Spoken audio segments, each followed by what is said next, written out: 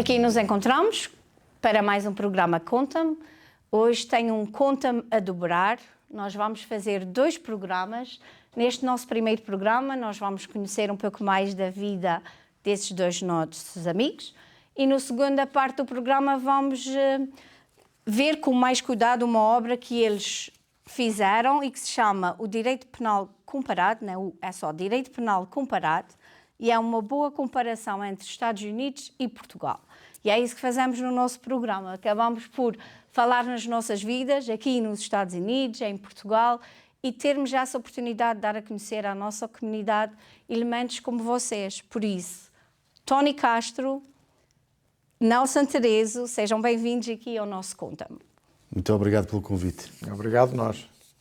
O Nelson e o Tony, eu vou estar a saltitar de um lado para o outro, mas são profissionais, a profissão deles são advogados, mas o Tony foi um pouco mais além, ou faz uma vida jurídica diferente, porque ele é procurador adjunto em Bronx, Nova York. Vamos saltitar hoje entre Nova York, New Jersey, Portugal e Rhode Island. E falaram e conhecer o que é que eles fizeram durante essa vida pessoal e também profissional, porque ter a profissão de advogado não é fácil. Mas vamos regressar ao Tony pequenino. Tony, onde é que tu nasceste? Bem, eu nasci em Ilhavo, Portugal. Ilhavo fica na área de Aveiro. Muitos não conhecem Ilhavo, mas conhecem Aveiro, não é? Uma cidade marítima, conhecida como a cidade dos capitães de bacalhau. Portanto, todos os meus antepassados, os homens, era tudo marítimo. Fui a primeira geração que não fui para o mar. Portanto, meu pai marítimo, era marítimo lá, dono de bacalhau. Emigramos para New Bedford e ele continuou na pesca aqui em New Bedford. A minha mãe era costureira. Era típico nos anos... Viemos em 66, tinham 9 anos. E naquela altura era típico, não é? As mulheres vinham para as fábricas trabalhar como costureiras e o meu pai foi para o mar. E tua família é muito numerosa? Tens muitos irmãos?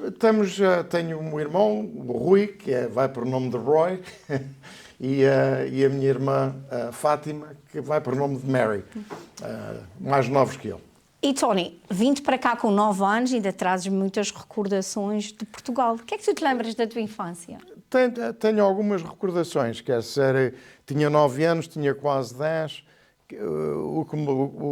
o que me lembra é que o Portugal de hoje é totalmente diferente do Portugal daquela altura, daqueles anos de 60, não é? Portanto, esse Portugal já não existe. Mas tenho boas memórias, que era um país seguro, todos se conheciam uns aos outros, todos se ajudavam uns aos outros, era, um lugar de comunidade. Hoje, claro, Portugal é diferente, não é? Ilhavo é diferente e Portugal é diferente. Já estrangeiros, pessoas vieram de todo lado e já é difícil manter esse espírito de comunidade. É verdade. E vindo para New Bedford foi um bocadinho para dar continuidade à vida do teu pai ou escolheram New Bedford porque tinham laços familiares ou alguém que já vivia cá? Sim, foi a irmã do meu pai que nos trouxe para cá. E o marido dela era pescador. Portanto, fazia sentido, não é?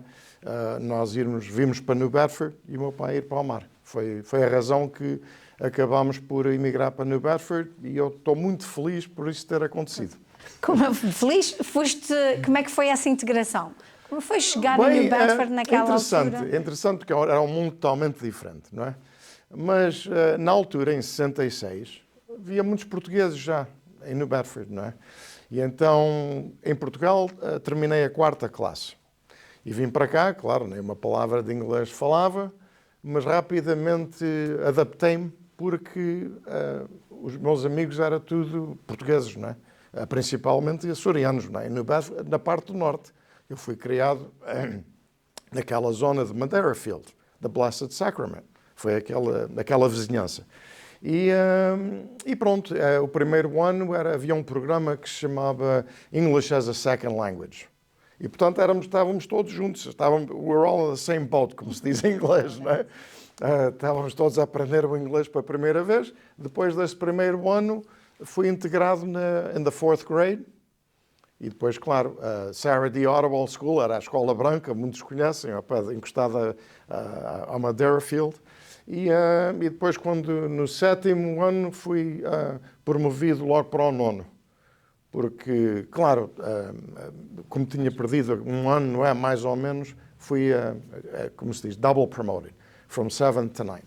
E depois graduei do New Bedford High School, joguei ao futebol lá, claro, com muitos portugueses, e depois do New Bedford High School fiz um ano de uma escola preparatória privada em Suffield Academy, que até fica perto de Ludlow, mas em Connecticut, e depois tive entrada no Harvard University, que foi uma coisa tremenda, não é? Tive sorte, admito isso.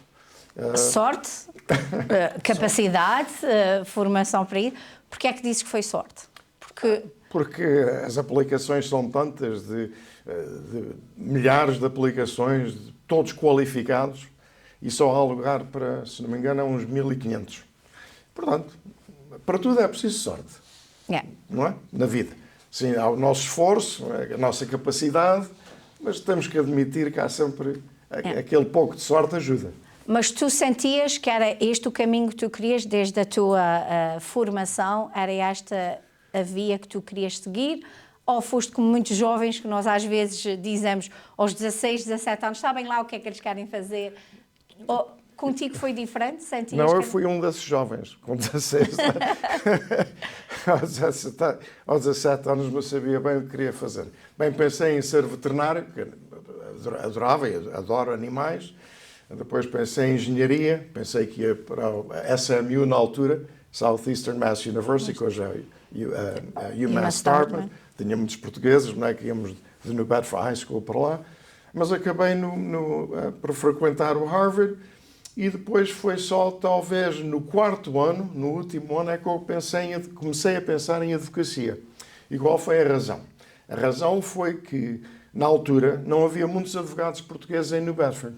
E eu queria regressar à minha comunidade para ajudar, para ser advogado.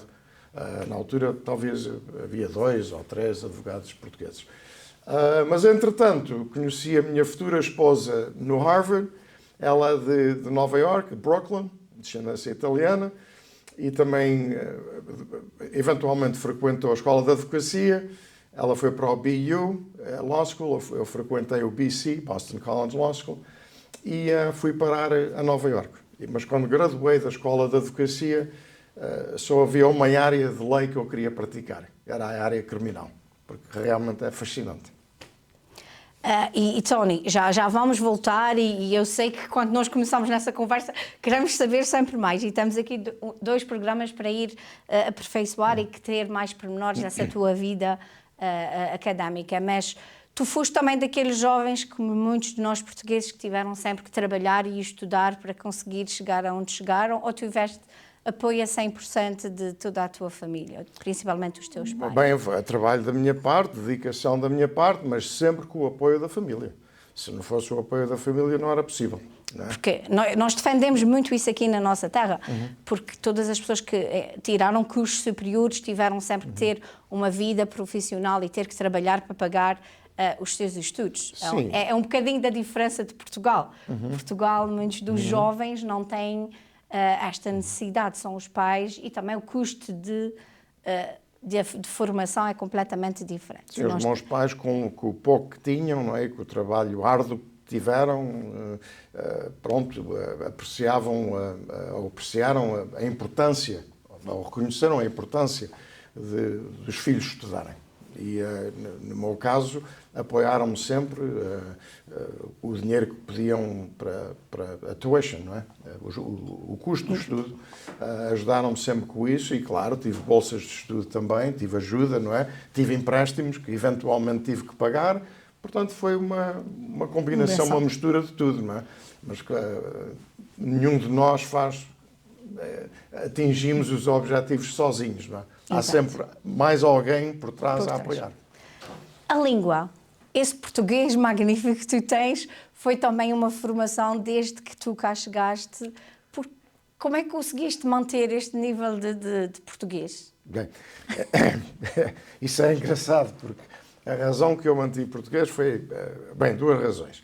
Uma é que toda a oportunidade que eu tenho de falar português, falo português. Mesmo quando as pessoas começam a falar comigo em inglês, eu falo português.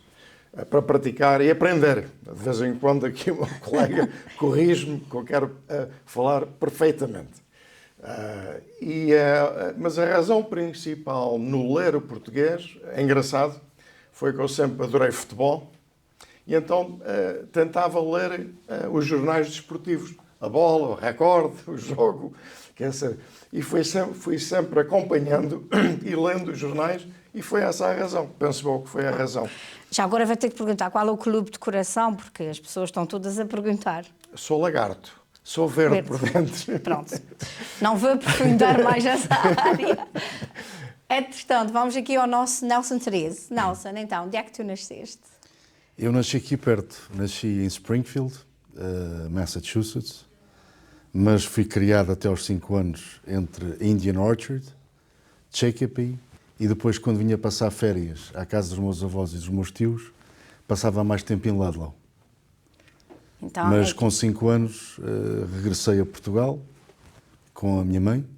O meu pai ficou mais 8 anos a trabalhar para ver se conseguia umas poupanças no sentido de termos uma vida com mais qualidade em Portugal.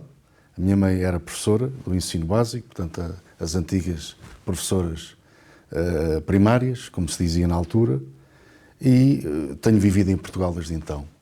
Portanto, cheguei lá com 5 anos. Nunca perdi a língua, primeiro porque sou um autodidata, gosto de aprender, já estou como o Tony, gosto de aprender.